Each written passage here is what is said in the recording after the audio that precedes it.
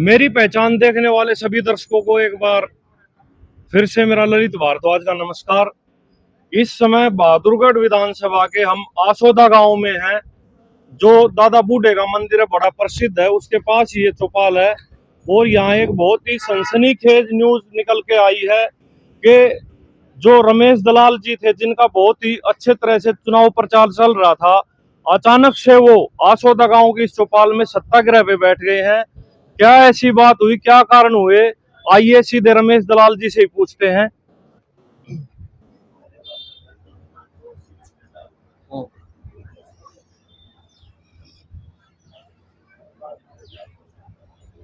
नमस्कार सर। नमस्कार। आपके दर्शकों को, हरियाणा और देश की जनता को मेरा नमस्कार। सर, हफ्ता 10 दिन पहले मैं खुद आया था आपका इंटरव्यू करने और उस समय मैंने देखा था कि भारी जन समर्थन आपके साथ था और बड़े खुश लग रहे थे और चुनाव में भी जीतने के आप दावे कर रहे थे। अचानक से ऐसा क्या हुआ कि रमेश दलाल जी को सत्याग्रह पे बैठना पड़ गया? जो मेरे साथ है वो तो आज भी है। ईमानदार लोग जो भ्रष्टाचार के खिलाफ लड़ रहे, परिवारवाद के खिलाफ लड़ रहे, बुराई को उखाड़ना चाहते हो साथ। लेकिन मुझे सत्याग्रह इसलिए शुरू करना पड़ा कि एक ने 3,000 रुपये में शुरुआत की खरीदने की, दूसरे ने 5,000 में कर दी। और आप खुल के नाम लेना चाहो? एक ने, आप समझ सकते हो, सबको पता बहादुर में कौन 3 में खरीद रहा है। एक ने 3,000 में, एक ने 5,000 में फिर शुरुआत कर दी। एक सीधा ही 10 में पहुंच गया,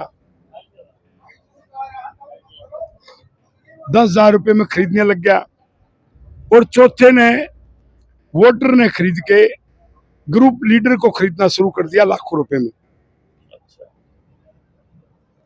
तो कहीं ना कहीं आप मतलब सीधे ये और अन्य पार्टी के प्रत्याशियों पर भ्रष्टाचार का आरोप लगा रहे हैं, चुनाव को एक खिलवाड़ बना दिया उन्होंने। अरे यार, मैं आरोप नहीं लगा रहा हूँ, आपके सवाल जो है ना, मैं बड़े अदब से कह रहा हूँ। पूरा बहादुर नहीं जानता क्या कौन खरीद रहे। हाँ जी। फिर ये क्यों कह रहे हो कि मैं आरोप लगा रहा हूँ? मैं तो नाम भी लिया, बहादुर नहीं जानता कौन खरीद रहा है।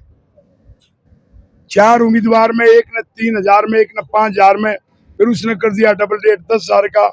एक समूह को खरीद रहा है, ग्रुप को वो 1,00,000-2 लाख रुपए दे रहा है कि अभी मेरा नाम मत आने दे और मेरे साथ जुड़ो।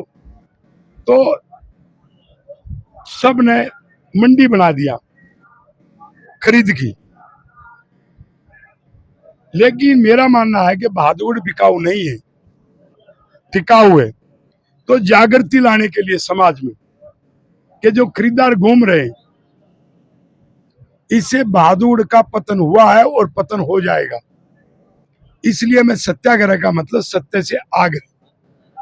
मैं किसी एक गांव को जगाने के लिए नहीं बैठा हूं यहाँ, मैं पूरे बहादुर हल्के को जगाने के लिए बैठा हूं कि जो खरीदार हैं और जो अपने आप को बेच रहे हैं, उनकी संख्या बहुत कम है।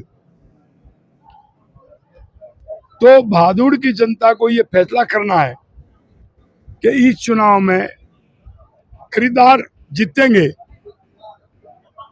या दूसरे, उसमें आप कह सकते हैं कि बिकाऊ और टिकाऊ।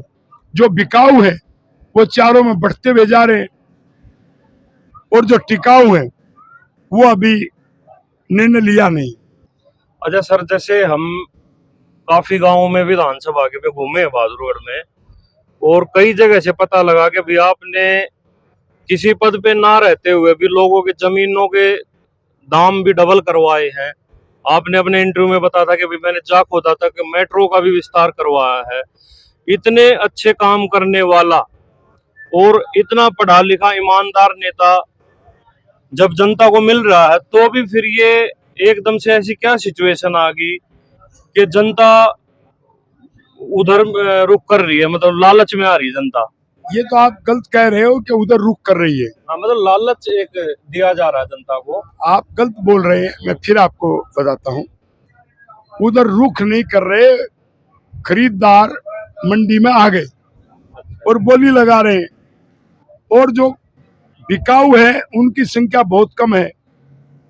और यदि रमेश दलाल सत्याग्रह इसलिए कर रहा है एक उदाहरण के रूप में, जिसका मैंने 500 करोड़ रुपए इलाके में फायदे करवाए, वो 500 करोड़ की बजाय वो 3,000 या 5,000 या 10,000 रुपए में बिक रहा है।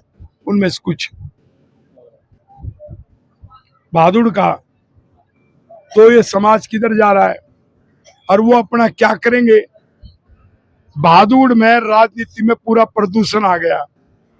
यहाँ धमकी, फिरौती, अपराध आम बात है। क्या बिना नेताओं के मिले फिरौती और धमकी हो सकती है?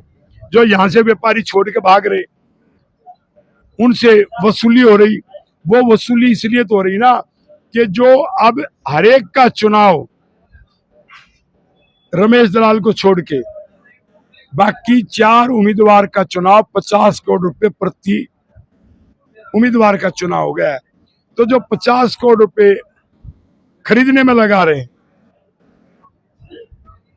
तो अपराध बढ़ेगा घटेगा? वो अपराधियों से मिलकर फिर वसूली करेंगे। अपराधी भी उनके साथ मिली भगत है। तो महात्मा गांधी ने रास्ता बताया सत्याग्रह का। रमेश दलाल ने न तो आज तक चाय पी, न मुझे शराब के टेस्ट का मालूम पड़ा, न मेरा अपराध में कभी कोई आज तक वास्ता रहा, और मैंने अपने जीवन में अच्छे अच्छे काम किए। तो रमेश दलाल को ये भरोसा है कि जो बहादुरगढ़ को बहादुर लोग जो ईमानदार हैं, वो सब देख रहे हैं कि भ्रष्टाचार और चुनाव में किस प्रकार से खरीद चल रही है। वो अपना निर्णय देंगे जब चौंकाने वाला निर्णय आएगा। और मैं सत्याग्रह इसलिए किया ताकि खरीद पे कुछ तो अंकुश लगे। तो सर, ये जो सत्याग्रह आपने शुरू किया है इस भ्रष्टाचार के खिलाफ, ये कब तक चलेगा और क्या प्रशासन से आपकी डिमांड मांग रहेंगे इसके बारे में? खुलेआम शराब की नदी, खुलेआम पैसों का प्रचलन सबको पता है। प्रशासन के लोग को की मिली भगत है। जिसके यहाँ एक बार छापा डालने गए थे, उसको पहले फोन करके कहा कि यहां से अपनी आईडी हटा लो।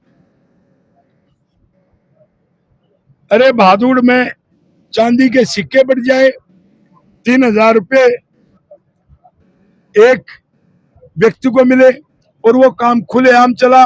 उसके पंपलेट सब ने देखे, उसका निमंत्रण पूरे बहादुर ने देखा और प्रशासन ने कार्रवाई नहीं की। तो प्रशासन की खुद मिली भगत है। तो मुझे इसलिए जनता को जागृत करने के लिए मेरा अनशन है। मैं प्रशासन से क्या मांग रखूं जब प्रशासन खुद ही उसमें लिप्त हो गया। तो रमेश सर, एक बात और बताइए, जैसे आप कल यहाँ बैठे थे अनशन पे, तो आपकी जो ये और मैं लोग देख पा रहा हूँ, ये दलाल खाप से ही है या पूरे बहादुरगढ़ में आपके वोटर सपोर्टर हैं इनमें? ये आम नागरिक हैं बहादुरगढ़ के। अच्छा जी। वोटर ही नागरिक होता है। आप इनको समर्थक के रूप में क्यों बांट रहे हो? ये अच्छे आदमी हैं जो भ्रष्टाचार खरीद के खिलाफ लड़ रहे हैं। अरे बहादुर में खुलेआम खरीद चल रही, आप उनको वोटर सपोर्टर, तो वोटर सपोर्टर उनके पास है क्या? जब वो खरीद के वोट ले रहे तो सपोर्टर कहाँ है? बिकाऊ हैं, वो खरीदार हैं। मैं खरीदने में यकीन नहीं करता, तो जो बुराई के खिलाफ लड़ रहे हैं वो यहाँ बैठे हैं।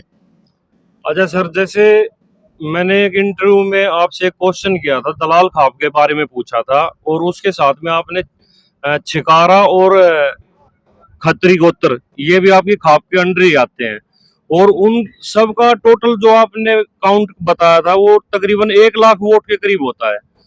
अगर ये आपकी खाप मिलके आपका साथ दे तो आप जीत सकते, जीत के बाद भी इस भ्रष्टाचार पर लगाम लगा सकते, उस समय आपके पास ज्यादा पावर होगी। लेकिन जब पहले ही खरीद चलेगी और आप एक ही बात को कह रहे हैं, तो मेरे इंटरव्यू को ये भी देख लो। मैंने ये कहा कि बहादुरगढ़ पूरा मेरे लिए भगवान है। ब्राह्मण से वाल्मीकि, व्यापारी भाई हो, किसी भी बिरादरी का हो, गरीब और अमीर सब मेरे भाई हैं। मैं बहादुर को भगवान मान के पूजा करता हूँ। तो बहादुरगढ़ में अच्छा विकास हो और बुराइयों का अंत हो, इसलिए सत्याग्रह का मतलब है सत्य से आग्रह। वो मेरा जनता से मैं आग्रह कर रहा हूँ और प्रशासन से चाहता हूँ कि वो उन चीजों को रोके। आज आप अपने यहाँ से हमारे चैनल के माध्यम से प्रशासन को और बहादुरगढ़ की जनता को अपने सत्याग्रह के बारे में कोई संदेश देना चाहोगे? प्रशासन को तो ये कहना चाहता हूँ कि जब खुलेआम पूरे बहादुर में हर व्यक्ति को पता है कि खरीद हुई और वो 2 बार जो रेड करने गए वो उसको सूचना देके गए कि यहाँ से हटा दो, तो इसलिए ये जांच होनी चाहिए कि अधिकारियों की जो मिली भगत उम्मीदवारों की है उसका पर्दाफाश हो। अब प्रशासन कहे वहां कुछ मिला नहीं, तो खुलेआम पंपलेट, खुलेआम पोस्टर थे कि आओ मैं रक्षाबंधन पे ये करूंगा, मैं उस पर करूंगा, और वो उस समय बांट नहीं पाए, अभी तक बांट रहे हैं। पब्लिक से मैं ये कहना चाहूंगा कि यदि हम इसी प्रकार से बिकते रहे और बिकाऊ जो जनता है वो 100 में से मैक्सिमम हो सकती 15 से 20%, तो इसलिए जो 80% जो बुद्धिजीवी वर्ग है, पढ़ा लिखा है, समझदार है, न्यायप्रिय है, जो बहादुर है, जो बुराई के खिलाफ लड़ता है, रमेश दलाल उनको आगाह कर रहा है, सत्याग्रह कर रहा है कि आप इन बुराइयों का अंत करने के लिए आपस में चर्चा करें। बहादुरगढ़ में चुनाव नहीं हो रहा, ये एक मंडी बन गई है या खरीद हो रही है। तो ये थे हमारे साथ पंचायती उम्मीदवार रमेश दलाल जी, जिनको ये लग रहा था कि भाई बहादुरगढ़ चुनाव नहीं एक भ्रष्टाचार का अड्डा बना दिया गया है, उसी के लिए यहाँ आसोदा गांव की चौपाल में सत्याग्रह अनशन पर बैठे हैं। काफी लोगों का हुजूम इनके साथ है। तो मैं इसी के साथ इस वीडियो का यही समापन करता हूं। मैं ललित भारद्वाज अपने साथी दीपक के साथ, मेरी पहचान चैनल से। जय हिंद, जय भारत।